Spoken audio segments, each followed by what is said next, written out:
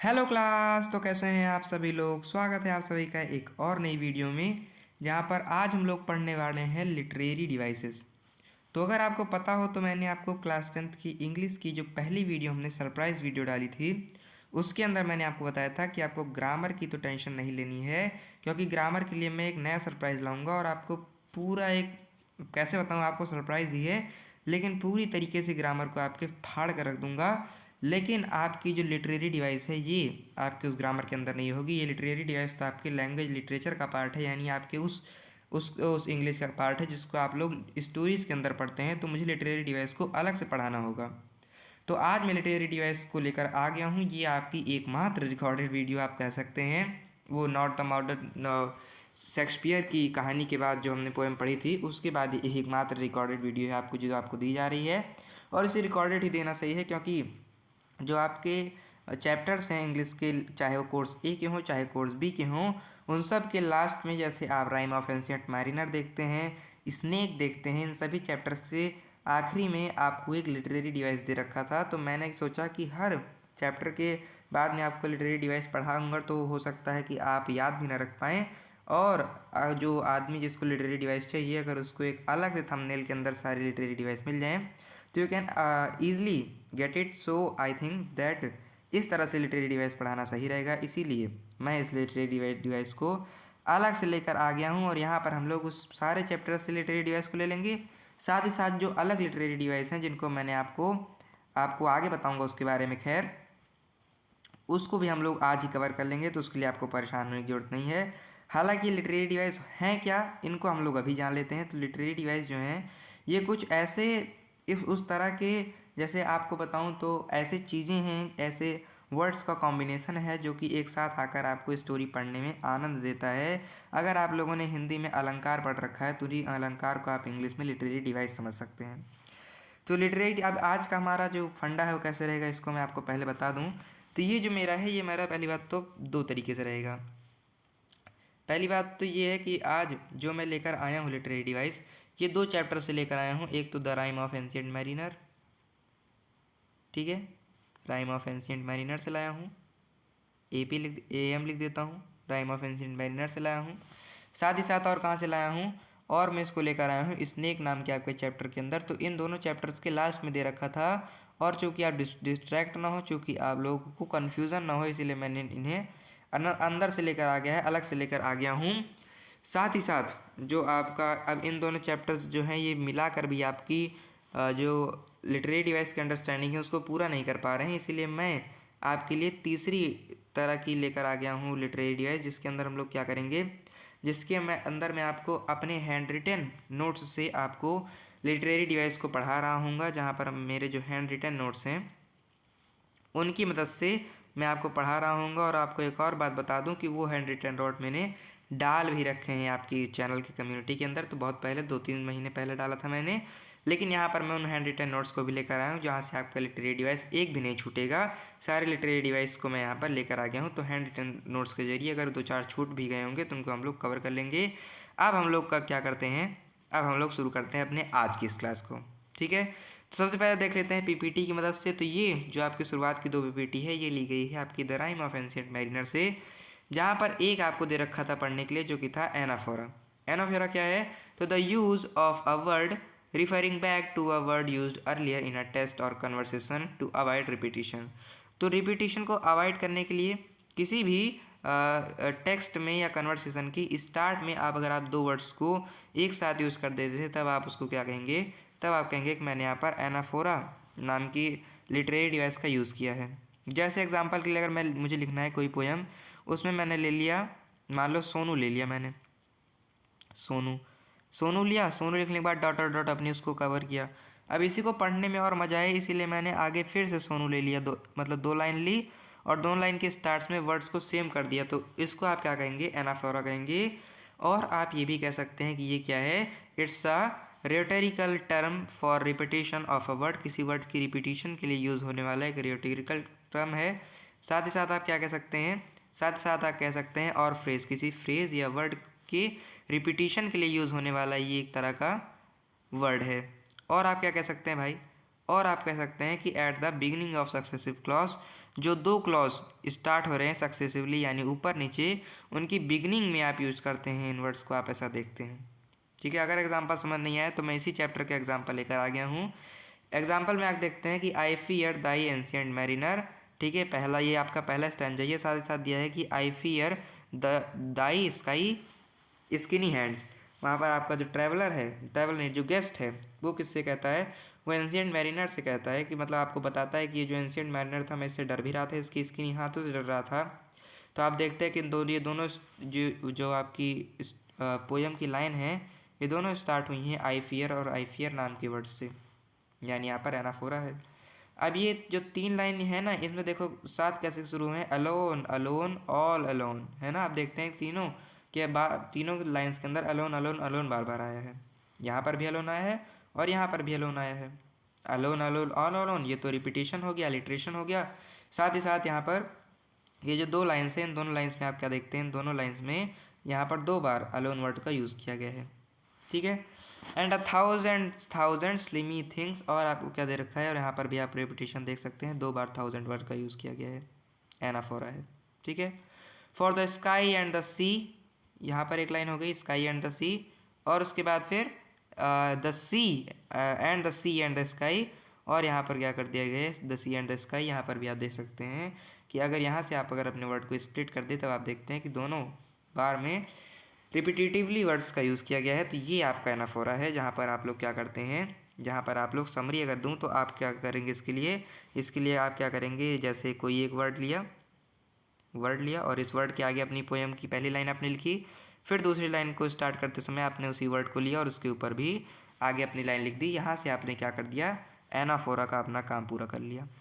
ठीक है, आगे बढ़ जाता हूँ। अब ये जो आपके बचे हुए हैं ये लिए गए हैं स्नेक नाम का जो आपका कोर्स ए का चैप्टर है उससे, जहाँ पर ये पहला क्या है, पहला है एलिट्रेशन। बिल्कुल रिपीटिशन का ही भाई है एलिट्रेशन, यानी रिपीटिशन नाम का जो परिवार है उसी के अंदर एनाफोरा भी आता है और उसी के अंदर एलिट्रेशन भी आता है। एलिट्रेशन क्या है, तो alliteration is the close repetition of the consonant words at the beginning of words to facilitate narration. Narration यानी बोलने में अगर आपको मज़ा आए, ठीक है, तो बोलने में आपको मज़ा लाने के लिए हम क्या करते हैं कि हमारे रीडर को बोलने में बड़ा मज़ा आ जाए, इसलिए हम क्या करते हैं, फैसिलिटेट करने के लिए यानी उसको आनंद से भरने के लिए हम क्या करते हैं, हम alliteration is the close repetition of consonant words at the beginning of words. कोई भी वर्ड स्टार्ट हो रहा है तो हम उसके स्टार्ट में कॉन्सोनेंट वर्ड्स को बार बार ले आते हैं, उसका रिपीटिशन करा देते हैं। इससे आपको क्या पता चलता है कि एलिट्रेशन है। जैसे मान लीजिए मैंने क्या किया, मैंने लिख दिया कि हैवी हैंड, मान लीजिए मैं लिख दिया, किसी के अंदर लिख दिया हैवी हैंड। ठीक है, हैवी हैंड, तो आप क्या देखते हैं, हैवी हैंड में क्या देखते हैं कि 2 कॉन्सोनेंट वर्ड किसका, एच का यहाँ पर रिपीटेशन हो गया। किस लिए, क्योंकि आपको हैवी हैंड बोलने में मज़ा आए। तो आपको मज़ा लाने के लिए, आपको अच्छा लगे, इसको ध्यान में रखते हुए क्या कर दिया जाता है, इसको ध्यान में रखते हुए यहाँ पर यूज़ कर दिया जाता है 2 कॉन्सोनेंट वर्ड्स का एक साथ। तो आप कहेंगे कि जी हाँ, हमने तो रिपीटेशन समझ लिया, हमने तो एलिट्रेशन समझ लिया। ठीक है, आगे आता है आपका एक और क्या, आगे आता है आपका एक और लिटरेरी डिवाइस जिसका नाम है सिमिली और एक और आएगा मेटाफर। मैं आपको दोनों यहीं पर बता दूंगा, यहाँ पर केवल सिमिली दे रखा है, सिमिली एक बार समझ लीजिए। तो सिमिली क्या है, simile is a figure of speech in which 2 dissimilar objects are compared. यहाँ पर इंपॉर्टेंट चीज़ है कि 2 डिसिमिलर ऑब्जेक्ट्स आर कंपेयर्ड, इनको कंपेयर किया जाता है। And the comparison is made clear by the use of terms like, इसको क्या कर दिया जाता है कि क्लियरली इसका यूज़ किया जाता है, किसका यूज़ कर लाइक वर्ड का यूज़ कर सच वर्ड्स का यूज़ कर एंड सो ऑन, और इसी तरह से और वर्ड्स का यूज़ कर इसे कंपेयर कर दिया जाता है। अब सिमिली क्या है, सिमिली और मेटाफर ये दोनों क्या है, बेसिकली कंपैरिजन वाली चीज़ें हैं। जब आप किन्हीं भी 2 वर्ड्स को, 2 आइडियाज़ को, किन्हीं भी 2 चीज़ों को कंपेयर करते हैं, तब आप क्या देखते हैं, तब आप देखते हैं कि मुझे इसे कंपेयर भी करना है। अब इस कंपेयर करने के तरीक़ों के हिसाब से हमें 2 लिटरेरी डिवाइस मिलते हैं, एक है आपका सिमिली और एक है मेटाफर। जब आपने एक चीज़ को कहा कि तुम बिल्कुल जैसे आप जो व्यूअर हैं मेरे, आप बिल्कुल आइंस्टीन की तरह इंटेलिजेंट हैं। So all your viewers are intelligent as scientist. ठीक है, मान लीजिए आप साइंटिस्ट जितना इंटेलिजेंट हैं, तो मैंने क्या कहा कि इंटेलिजेंट एज साइंटिस्ट। मैंने आप सबको कहा कि आप क्या हैं, आप intelligent as a scientist, as scientist, ठीक है। आप क्या हैं, आप एक साइंटिस्ट की जितना इंटेलिजेंट है, या फिर मैं आपसे कह दूं कि इंटेलिजेंट लाइक अ साइंटिस्ट। तो आप देखते हैं यहाँ पर मैंने दो, एक तो आपकी इंटेलिजेंसी को और एक साइंटिस्ट को एज वर्ड से जोड़ दिया है, या फिर लाइक वर्ड से जोड़ दूँ तो लाइक वर्ड से जोड़ दिया है, और such as you are intelligent such as scientist. तो फिर क्या हो जाएगा, यहाँ पर आप देखेंगे कि दो चीज़ों को मैंने लाइक, एज, सच एज, इस तरीके के वर्ड्स का यूज़ कर करके उन दोनों को कंपेयर कर दिया है। तो अब मेटाफर क्या है भाई, मेटाफर ये है कि यहाँ पर तो मैंने क्या किया, यहाँ पर तो मैंने इनको कंपेयर किया किस तरह से, यहाँ पर तो मैंने इनको कंपेयर किया पूरा फुल आपका दिखा कर कि हाँ मैं कंपेयर कर रहा हूँ, क्योंकि आपको पता चलता है कि यहाँ पर मैंने एज वर्ड का यूज़ किया है, सच एज वर्ड का यूज़ किया है। लेकिन लेकिन दिक्कत यह है कि जो आपका मेटाफर रहेगा, उस मेटाफर के अंदर आपका इन वर्ड्स का यूज़ नहीं किया जाता है। जैसे मैंने आपको कहा कि इसमें अंतर क्या है, बेसिकली ये बताऊँ तो इसमें अंतर ये है कि लाइक यू आर क्या, अगर आप मैं आपको कहना चाहूँ यू आर काम एज सी, ठीक है, काम यानी शांत, आप कितने शांत हैं, यू आर काम एज अ सी, ये तो क्या है, ये तो सिमिली है। लेकिन कह दूँ यू आर सी, तुम क्या हो, तुम तो समुद्र ही हो, तब मतलब दोनों का अर्थ क्या है, कंपेयर ही कर दिया है समुद्र से। तो दोनों का अर्थ क्या है, दोनों का अर्थ कामलेस से ही है कि तुम दोनों काम ही हो। दोनों का जो अर्थ है वो क्या जताना चाह रहा है, आपकी काम जो आपका नेचर है उसी को जताना चाह रहा है। लेकिन चूंकि यहाँ पर बीच में वर्ड का पूरा दिखा कर यूज़ कर दिया गया है जी, कि हाँ देखो मैंने एज वर्ड का यूज़ किया है, इसीलिए आप कह देंगे कि हाँ यहाँ पर दिखा कर किया गया है तो ये सिमिली है। और यहाँ पर बिना दिखाए किया गया है, वर्ड्स को छुपा दिया गया है, तब आप कहेंगे कि क्या है, मेटाफर है, ठीक है। इसका और एग्जांपल नहीं, इसमें एग्जांपल नहीं है। अब हम बढ़ जाते हैं नेक्स्ट आपके जो वो है आपका, नेक्स्ट आपका जो लिटरेरी डिवाइस है जिसका नाम है एल्यूजन, ठीक है। एल्यूजन क्या है, एल्यूजन आपको पता ही है भाई, एल्यूजन मतलब क्या है, जैसे क्या कर रहा है एल्यूजन, समझ रहे हो ना आपको, जैसे काश है ना एल्यूजन। तो यहाँ पर क्या आ रहा है वर्ड, यहाँ पर एक सो रुक जाओ भाई, allusion refers to mythical character, mythic mythic mythic mythical character, ठीक है यार मेरे मुँह से निकली, जैसे मिथ है ना, तो मिथ से निकला है माइथिकल कैरेक्टर, ठीक है। यहाँ पर आप किसी वर्ड को क्या करें, किसी भी कैरेक्टर को मतलब किसी कैरेक्टर को यूज़ करें किस रूप से, एक माइथिकल रूप से, यानी वो कैरेक्टर रियल में एग्जिस्ट नहीं करता, ठीक है। लेकिन अगर आप उसको यूज़ कर रहे हैं तब आप क्या करेंगे, तब आप कहेंगे कि आप एल्यूजन का यूज़ कर रहे हैं। यहाँ पर एग्जांपल दे रखा है कि हेयर द सिसिलियन जूली, आप उस पोएम में देखते हैं कि सिसिलियन जूली का नाम आया है, एल्बर्ट्रोस का नाम आया है। ये दोनों क्या हैं, ये दोनों एक ऐसे कैरेक्टर हैं जो कि मैथिकल कैरेक्टर हैं, इनका कहीं एग्जिस्टेंस नहीं है, लेकिन इनको यूज़ कर दिया गया है इसके अंदर, इसलिए आप कहेंगे कि एल्यूजन का यूज़ किया गया है, ठीक है। साथ ही साथ आता है पर्सोनिफिकेशन, पर्सोनिफिकेशन, ठीक है। नाम बहुत कुछ बताता है, और ज़िंदगी में कुछ करना है तो नाम के पीछे भागना भाई। तो पर्सोनिफिकेशन में वर्ड आता है पर्सन, पर्सन यानी मेक लाइक अ पर्सन। अगर आप क्या कर दें, अगर आप किसी को एक आदमी का रूप दे दें, तब आप क्या कहेंगे, तब आप कहेंगे कि मैंने तो क्या कर दिया जी, मैंने उसका पर्सोनिफिकेशन कर दिया। जैसे आप क्या, जैसे मैं कह दूं कि this bird is intelligent as a man, ठीक है। या फिर दिस बर्ड इज़ लाफिंग, तो हंस कौन सकता है, बर्ड तो हंस नहीं सकती, हंस तो आदमी सकता है, ठीक है। या फिर आप जैसे ये तो बर्ड तो तब भी लिविंग है। अगर मैं कह दूं कि the sun is rising today, the sun rising happily, आज जो सन है वो बड़ी खुशी से निकल रहा है, तो सन तो खुश होकर निकलेगा नहीं। इसका मतलब मैंने इसको क्या कर दिया, एक आदमी का रूप दे दिया, तो मैंने उसका पर्सोनिफिकेशन कर दिया। यहाँ पर कह रहा है कि personification is a figure of speech, personification एक ऐसा फिगर ऑफ स्पीच है इन विच एनिमेट ऑब्जेक्ट, एक ऐसा ऑब्जेक्ट जो कि एनिमेट है, और एब्स्ट्रैक्ट आइडिया, कोई एब्स्ट्रैक्ट आइडिया है, are given human attributes and feeling, जिसको उसको किस तरह से यूज कर दिया जाए, उसको ह्यूमन फीलिंग और एट्रीब्यूट देकर, यानी ह्यूमन की फीलिंग्स के रूप में किया जाए। जैसे सन जो बेसिकली नॉन लिविंग माना जाता है, हालांकि हिंदू माइथोलॉजी में उसको लिविंग माना गया है, लेकिन बेसिकली सन चूँकि नॉन लिविंग माना जाता है, तो अगर उसे नॉन लिविंग मानकर हम करें तो सन तो क्या है, नॉन लिविंग है, लेकिन मैंने उसे हंसता हुआ सन कह दिया, स्माइलिंग सन कह दिया, हैप्पी सन कह दिया, इसका मतलब वो तो पर्सन कह दिया ना। तो कोई भी इन एनिमेटेड ऑब्जेक्ट है या अब्स्ट्रैक्ट आइडिया है उसको मैं क्या कर दूँ, किसी ह्यूमन की फीलिंग के रूप में यूज़ कर दूँ, तब मैं क्या कहूँगा कि आओ जी मैंने तो क्या कर दिया है, मैंने इसको पर्सोनीफाई कर दिया है।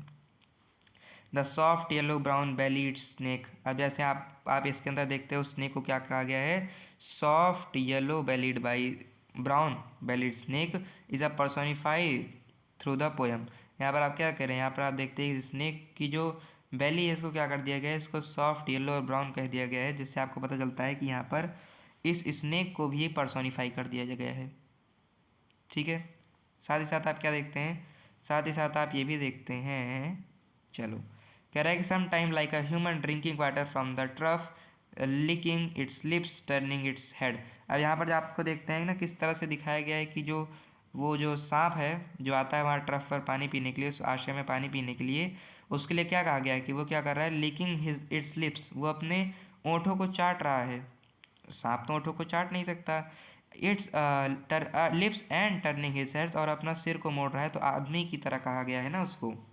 और समटाइम एज द किंग, और उसको कभी कभी राजा भी कह दिया गया है पोएम में। इसका आपको लगता है कि यहाँ पर स्नेक को पर्सोनीफाई किया गया है, द लॉर्ड ऑफ लाइफ, उसको लाइफ का राजा कह दिया गया है। इसका मतलब आपको लगता है पूरी थ्रू आउट द पोएम कि यहाँ पर हमारे स्नेक को कंपेयर कर दिया गया है किससे, एक पर्सन से, जहाँ पर किसी नॉन लिविंग या किसी एनिमल एनिमेटेड कैरेक्टर को आप पर्सन की तरह दिखा दे, उसको आप पर्सोनिफिकेशन कहते हैं।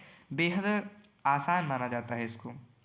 ठीक है, अब आ जाते हैं हम लोग अपने थर्ड उसके अंदर, जहाँ पर मैंने आपको कहा था कि मैं क्या करूँगा, मैं आपको अपने हैंड रिटन नोट्स के जरिए पूरा लिटरेरी डिवाइस को विद डेप्थ अच्छे से पढ़ाने वाला हूँ। तो बात कर लेते हैं अपने चैनल की। तो जब आप चैनल देखेंगे तो उसमें आप कम्युनिटी के अंदर जाएंगे तो आपको क्या देखने को मिलेगा, आपको देखने को मिलेगा कि आज से 7 महीने पहले जब हम लोग बात कर रहे थे उड़ान 2026 बैच की, तो उसके अंदर मैंने आपको उड़ान 2026 की जो इंग्लिश की पहली क्लास यूट्यूब पर स्ट्रीम हुई थी, उसकी क्लास में आपको लिटरेरी डिवाइस पढ़ा गया था, तो उसका मैंने हैंड रिटन नोट्स आपको दे रखा था। आज भी आपके चैनल पर अपलोडेड है, आप थोड़ा सा स्क्रॉल करेंगे तो आपको मिल जाएगा। मात्र 3 पेजेस का ये आपका नोट्स है, जिसको देखकर आप क्लास 10th की पूरी लिटरेरी डिवाइस को कवर कर सकते हैं, पूरी लिटरेरी डिवाइस को समझ सकते हैं। ज़्यादातर स्कूल्स में तो इसे पढ़ाया भी नहीं जाता, क्योंकि सबको पता भी नहीं होता कि लिटरेरी डिवाइस आने वाला है। ठीक है, तो अब हम लोग इस लिटरेरी डिवाइस को आप देख सकते हैं चैनल पर। अभी हम लोग समझ लेते हैं इसको, जो जो नहीं देख पाएंगे या फिर जो आलस के बिल्कुल पुड़ियाँ हैं नहीं देख सकते, उनके लिए मैं इसको लेकर आ गया हूँ, जहाँ पर हम लोग इसे हैंड रिटन रूप से भी कवर कर ले रहे हैं।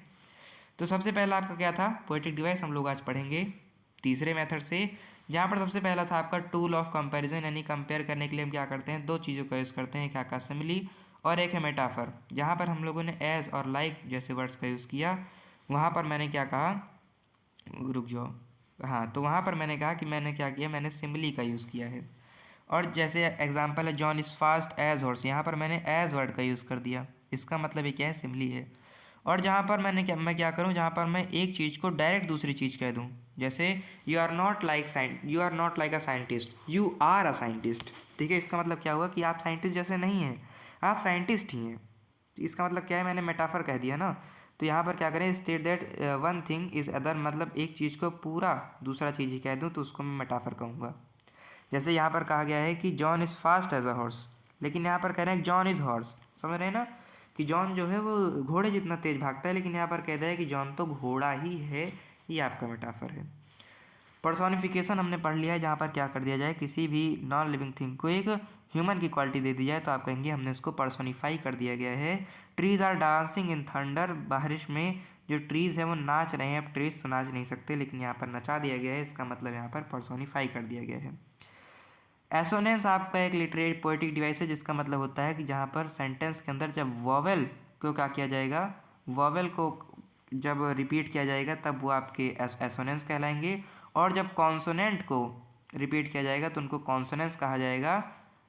ठीक है, और वर्ड इन अ सेंटेंस। ठीक है, और जब आपके जैसे ये आपके क्या है, दूसरा टाइप है, जिसके अंदर आप देखते हैं कि अगर आपका क्या हुआ, अगर किसी भी सेंटेंस के अंदर वॉवेल्स रिपीट हो रहे हैं दो वर्ड्स के बीच में तो वहाँ पर एसोनेंस है, और जहाँ पर कॉन्सोनेंट रिपीट होंगे वहाँ पर कॉन्सोनेंस होगा।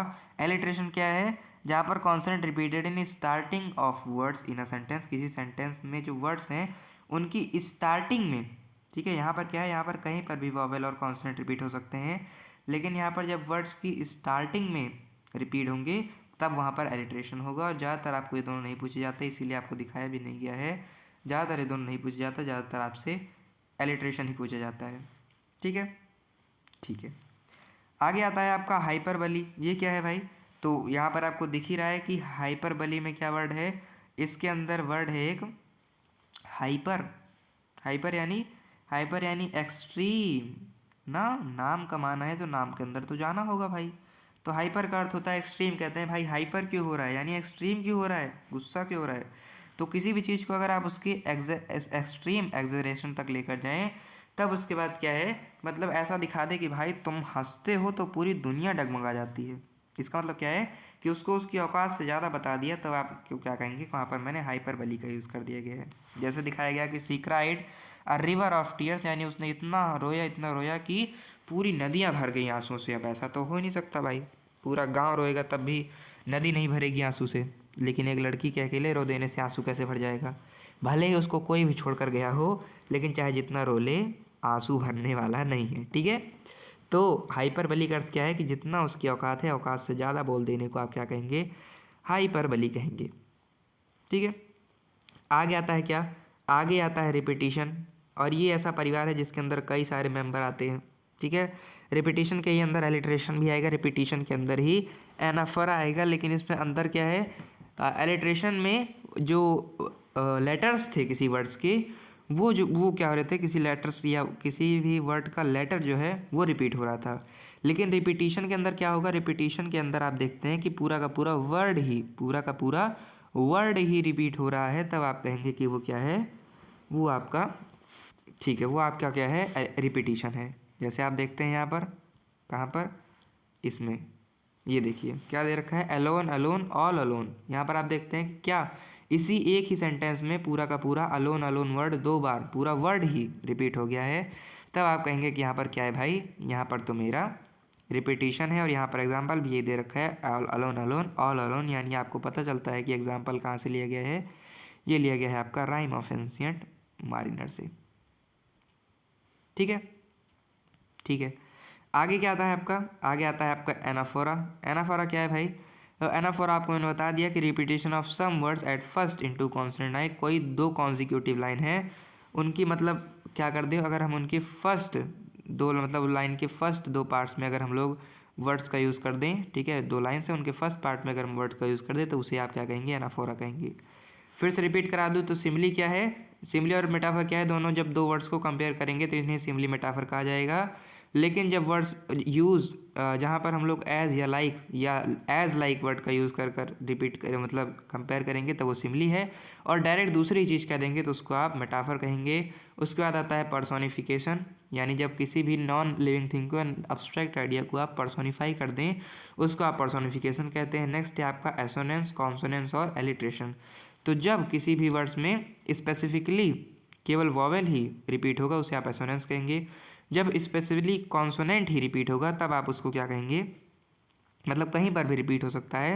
अगर कहीं पर भी वॉवेल रिपीट हुआ तो आप उसे एसोनेंस कहेंगे, और कहीं पर भी कॉन्सोनेंट रिपीट हो गया तो आप उसे कॉन्सोनेंस कहेंगे। लेकिन ध्यान देने वाली बात है, लेकिन जब 2 साथ आने वाले वर्ड्स के साथ उनके पहले वर्ड में कॉन्सोनेंट रिपीट होगा, तब आप उसे एलिट्रेशन कहेंगे। इसके बाद आता है हाइपरबली। हाइपरबली में वर्ड है हाइपर। हाइपर यानी औकात से ज़्यादा, यानी किसी भी चीज़ को आप औकात से ज़्यादा बोल दे, तब उसे आप क्या कहेंगे, हाइपरबली कहेंगे। जैसे कहा गया कि वो तो इतना रोई कि पूरा नदी भर गई, तो ये तो औकात से बाहर की बात हो गई, नदी नहीं भर सकती। तो इसका मतलब क्या है, इसका मतलब ये हाइपरबली है। इसके बाद आया था आपका रिपीटिशन। रिपीटिशन क्या है, जब अभी तक हमने क्या पढ़ा, रिपीटिशन में हमने पढ़ा कि जब लेटर्स रिपीट हो रहे हैं, कॉन्सोनेंट वॉवेल कहीं भी लेटर्स रिपीट हो रहे हैं, वो रिपीट हो रहे हैं, तब हमने उन सब का नाम देखा, एसोनेंस, कॉन्सोनेंस और एलिट्रेशन। लेकिन जब पूरा का पूरा वर्ड ही रिपीट हो जाए, तब आप उसे रिपीटिशन कहेंगे। जैसे अलोन अलोन ऑल अलोन में आप देखते हैं कि अलोन अलोन अलोन 3 बार वर्ड, एक ही वर्ड अलोन क्या हुआ है, रिपीट हुआ है। तो यहाँ पर क्या है भाई, आपका क्या है, रिपीटिशन है। लास्ट है आपका एनाफोरा। अब जब एक ही सेंटेंस में वर्ड रिपीट होगा, तब आप उसे क्या कहेंगे, रिपीटिशन कहेंगे। लेकिन जब 2 सेंटेंस की स्टार्टिंग में कोई वर्ड सेम आ जाए, तब आप उसे एनाफोरा कहेंगे। ये हमने देखा, ये हमने समझा। आगे आपका क्या है, या देखिए, I have a dream that one day I have a dream that my wife. यहाँ पर आप क्या देखते हैं, यहाँ पर देखते हैं कि दो word, I have a dream that, I have a dream that, यहाँ पर पूरा ये 3-4 लाइन एक साथ यूज़ हो गई है। इसका मतलब यहाँ पर एनाफोरा का परफेक्ट एग्जाम्पल है। इसके बाद आती है इमेजरी। इमेजरी में क्या वर्ड है, इमेजरी में भी आपको नाम कमाना है तो नाम के अंदर तो घुसना ही होगा, तो इमेजरी के अंदर वर्ड आता है इमेज। इमेज का अर्थ क्या है, इमेज का अर्थ है इमेजिन, ठीक है, इमेजिन। अगर हम लोग क्या कर दें, हमने क्या कहा कि भाई मैं इमेजिन कर सकता हूँ, यानी मैं किसी चीज़ को सोच सकता हूँ जो मुझे मैंने देख नहीं, जो मैंने केवल मतलब जो मैंने देखा नहीं उसको मैं सोच सकता हूँ, ठीक है, उसको मैंने इमेजिन करना कहा। तो इमेजरी क्या है कि मतलब किसी भी लैंग्वेज में, किसी भी लेख में इस तरह से वर्ड्स का यूज़ किया जाए जिसको पढ़ने के बाद जो रीडर है वो उस लाइंस को छोड़कर जो उसके अंदर कहानी चल रही है उसकी चित्रण अपने सामने बना सके। और लगभग हर फेमस पोएम के अंदर इमेजरी होती है। तो अगर आपको ऑप्शन दे रखा है तो आप इमेजरी आराम से मार सकते हैं। जहाँ पर आपको दिखा रखा है कि descriptive language that appeals to sense, जहाँ पर क्या है, जैसे इमेजरी की बात करो तो क्या है, जैसे अगर आपका क्या है, the aroma of freshly baked bread है ना, तो क्या है अरोमा यानी फ्रेग्रेंस, तो जो फ्रेशली बेक्ड ब्रेड है इसकी अरोमा क्या है, आपको ऐसा लिख दिया गया वर्ड, अब आपके अंदर ये वर्ड्स हट गए और आपको महक आने लगी किसकी, उस बेक्ड ब्रेड की। इसका मतलब क्या है, यहाँ पर इमेजरी है। इमेजरी जब आप डीप में पढ़ते हैं तो आप देखते हैं कि imagery of site, imagery of sense, imagery of here, यानी अलग अलग तरीके की इमेजरी होती है। जहाँ पर अगर आपको जैसे यहाँ पर आप क्या देखते हैं कि यहाँ पर सूंघने की मतलब यहाँ पर महकने लगा ना, इसका मतलब यहाँ पर इमेजरी ऑफ आप कहेंगे स्मेल यूज़ हुआ है। जैसे अगर मान लीजिए कि थंडर स्टॉर्म हैपेंड, यानी कोई बिजली चमकी, इसका मतलब यहाँ पर आपके कानों की ओर संकेत दिया जा रहा है।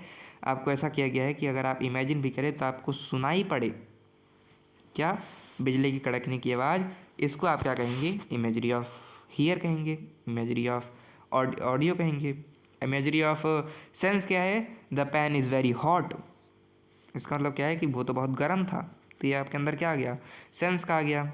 The river is beautiful, the the sea is vast, यानी इसका मतलब क्या कि यहाँ पर आपकी आंखों की ओर नज़ारा किया गया है, यानी आप देखे भी तो अपनी आंखों से देखें, इमेजिन करें तो अपनी आंखों से इमेजिन करें, तो यहाँ पर इमेजरी ऑफ साइट यूज़ किया गया है।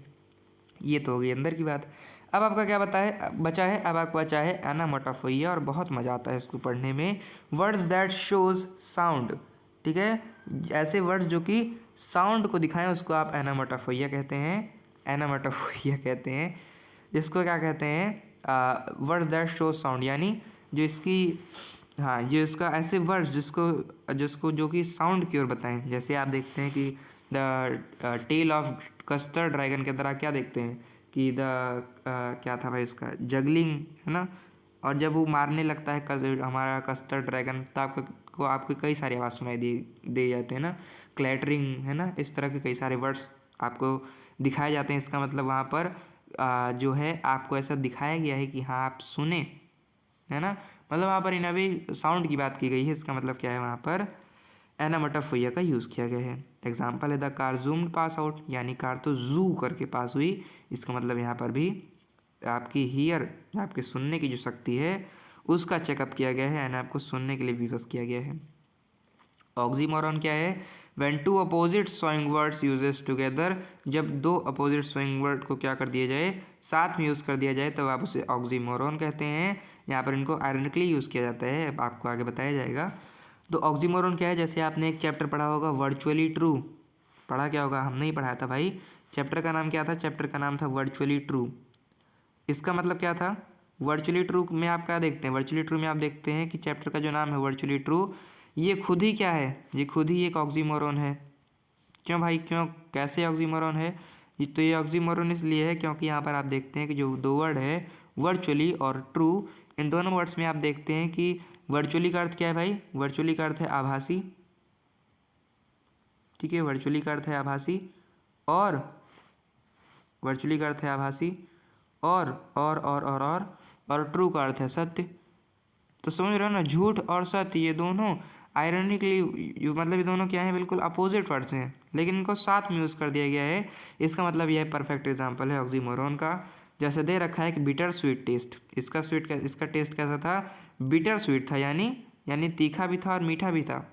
तो आयरनिकली वर्ड्स मतलब अपोजिट वर्ड्स को एक साथ यूज़ कर दिए गए हैं।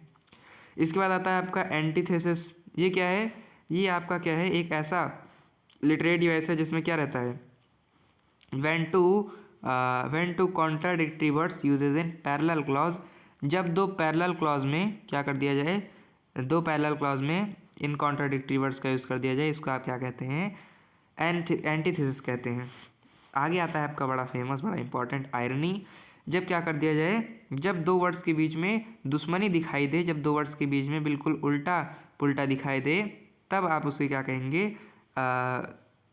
ठीक है, तो उसका आप क्या कहेंगे, तो आप उसको कहेंगे कि यहाँ पर आयरनी हो गई, बिल्कुल जो सोचा था उसका उल्टा हो गया। Then contrast between expectation and reality, मतलब जो वास्तव में एक्सेप्ट नहीं किया जाता वो भी वास्तव में हो जाए, तब वहाँ पर आयरनी यूज़ हुई है। जैसे दे रखा है a fire station Burns down, कि कोई ऐसा स्टेशन जहाँ मतलब जहाँ से आपकी वो निकलती हैं, फायर ब्रिगेड निकलते हैं, जहाँ से पानी बुझाने का काम होता है, वो खुद ही जल कर राख हो जाए, तो इसको आप कहेंगे आयरनी है। ठीक है, जैसे आप कह दें कि द डॉक्टर डाइड, जो डॉक्टर है वो मर गया, मैंने वो तो अगर मान लीजिए हो ही सकता है, लेकिन अगर कह दें कि the doctor have a fever, जो डॉक्टर है वो बीमार है, तो जो डॉक्टर खुद ही सबको बीमारी से बचा रहा है उसको कहा जाए कि वो बीमार है। जैसे कह दें कि my teacher failed in his exam, जो मेरा टीचर है वो परीक्षा में फेल हो गया, यानी जो ऐसा टीचर जो बच्चों को परीक्षा में पास करवा रहा है वो कैसे परीक्षा में फेल हो सकता है, यहाँ इसका मतलब यहाँ पर आयरनी का यूज़ हुआ है। आगे आता है एल्यूजन। मैंने आपको बताया कि एल्यूजन यानी वही जो आप इमेजिन करें, है ना, जो आप ऐसा हाइपोथेटिकली यूज़ करें। तो when popular person place thing is used in a work, इसको ऊपर कर लेता हूँ, ठीक है। When popular person place thing is used in a work, किसी भी काम के अंदर जब कोई पॉपुलर पर्सन प्लेस और थिंग का यूज़ कर लिया जाए तो वहाँ पर एल्यूजन होता है। He was a real Romeo of in our class, जहाँ पर अब ये रोमियो क्या है भाई, ये तो है नहीं इस टाइम पर रोमियो, है ना, तो रोमियो तो यहाँ पर है नहीं। अब देखिए रोमियो तो यहाँ पर है नहीं, लेकिन इसका यहाँ पर यूज़ कर लिया गया है, इसका मतलब क्या है, यहाँ पर एल्यूजन है।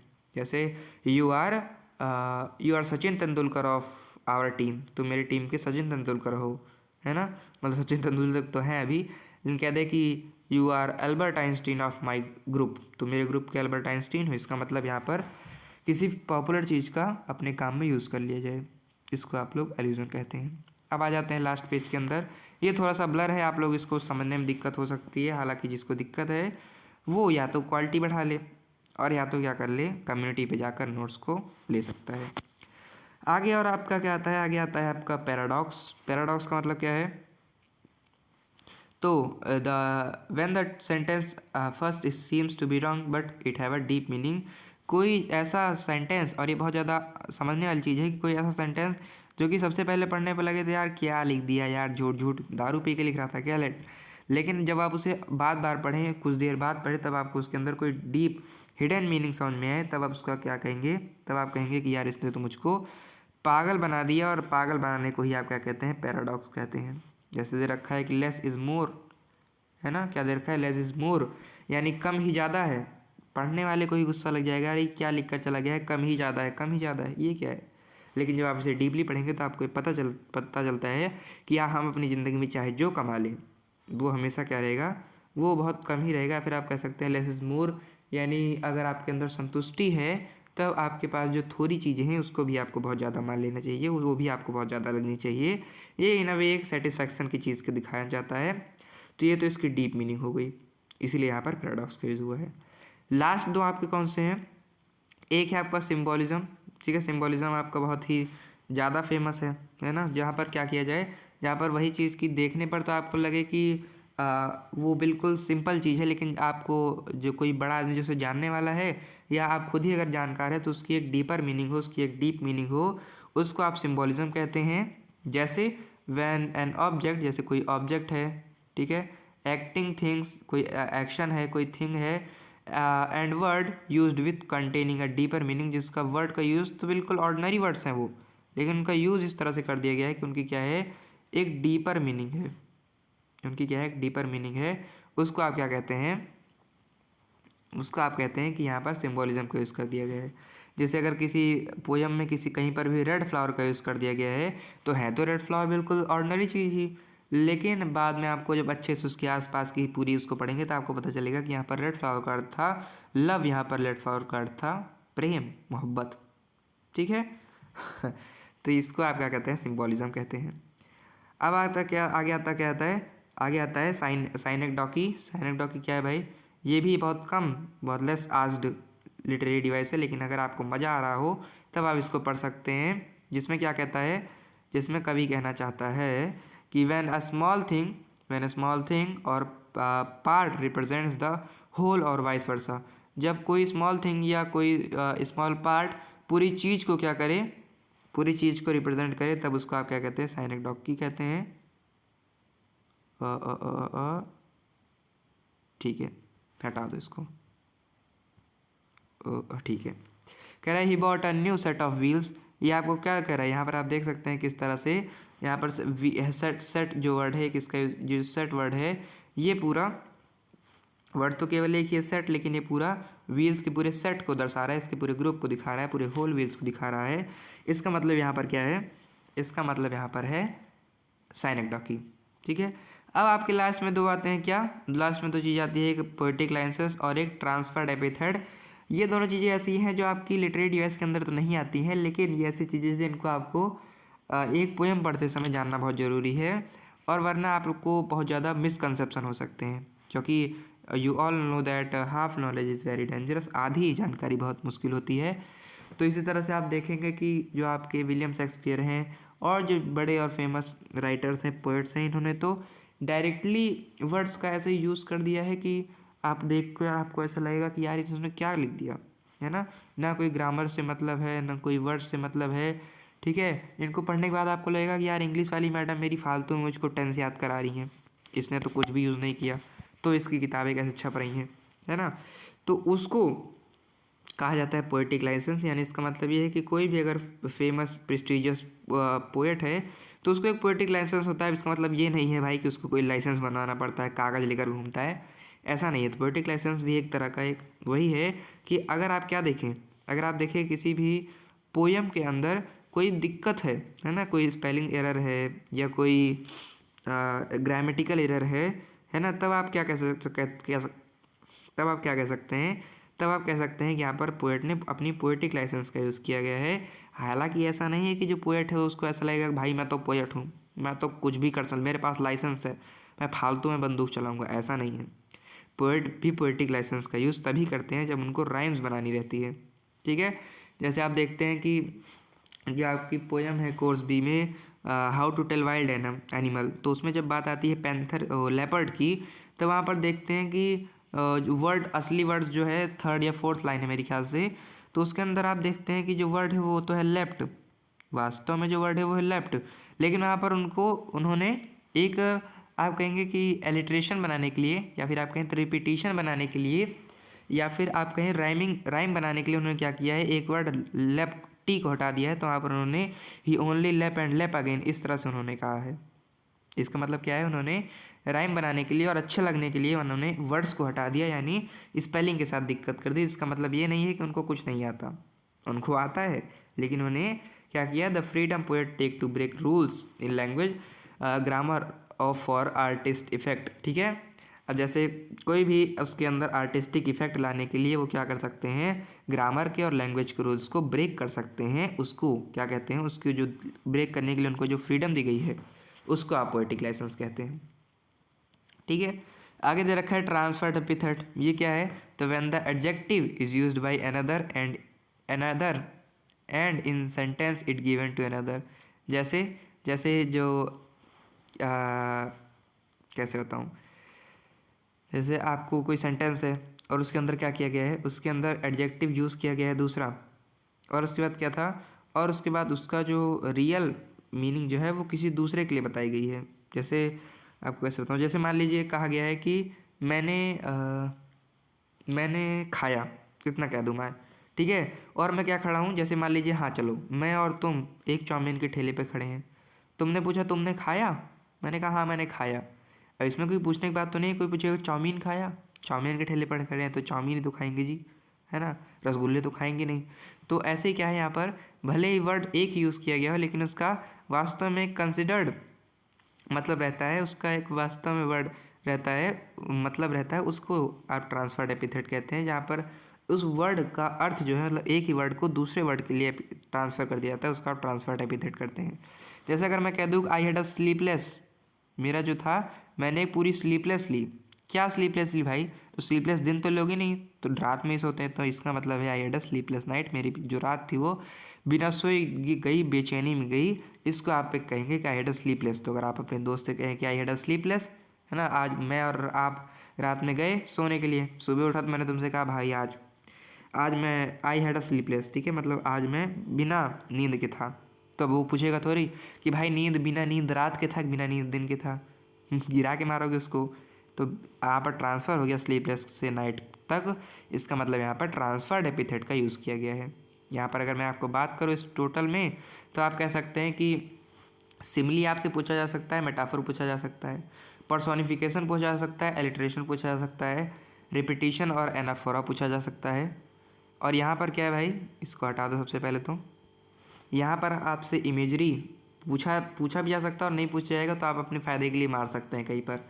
ये एनामेटाफोरिया नहीं पूछा जाएगा। ऑक्सीमोरोन हाफ चांस से पूछे जाएँ, और एंटीथेसिस भी नहीं पूछा जाएगा। आयरनी पूछा भी जा सकता है और आसान भी है।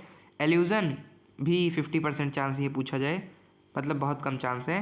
पैराडॉक्स नहीं पूछा जाएगा। सिम्बोलिज्म नहीं पूछा जाएगा, और पूछा भी जाएगा तो आपके लिए बहुत आसान है। साइनोडॉकी तो बिल्कुल नहीं पूछा जाएगा। पोएटिक लाइसेंस बहुत आसान है, वर्ड से ही सारी चीज़ क्लियर है। और ट्रांसफर्ड एपिथेट नहीं पूछा जाएगा, ठीक है। तो जो जो मेनली पूछा जाएगा उसको मैंने आपको पहले ही पढ़ा दिया है। तो इस तरह से हमने अपने स्नेक वाले पीपीटी से, अपने राइम ऑफ एंशिएंट वाली पीपीटी से, और अपने हैंड रिटन नोट्स की मदद से मैंने आपको 3 बार और बढ़ाते बढ़ाते सारे के सारे लगभग पोएटिक लाइसेंस क्लास 10th के लेवल के पढ़ा दिए हैं। तो आशा करता हूँ आपको आज की क्लास अच्छी लगी होगी। तो धन्यवाद आप सभी का अभी तक इस वीडियो में बने रहने के लिए। आपको इस टॉपिक से रिलेटेड कोई भी डाउट है तो उसको आप कमेंट सेक्शन में पुट कर सकते हैं। बाकी अब हमारी इंग्लिश की क्लास ख़त्म हो गई है, तो इसके बाद हम लोग स्टार्ट करेंगे कोई नेक्स्ट परफेक्ट चैप्टर को। तब तक के लिए बहुत बहुत बहुत बहुत बहुत बहुत धन्यवाद।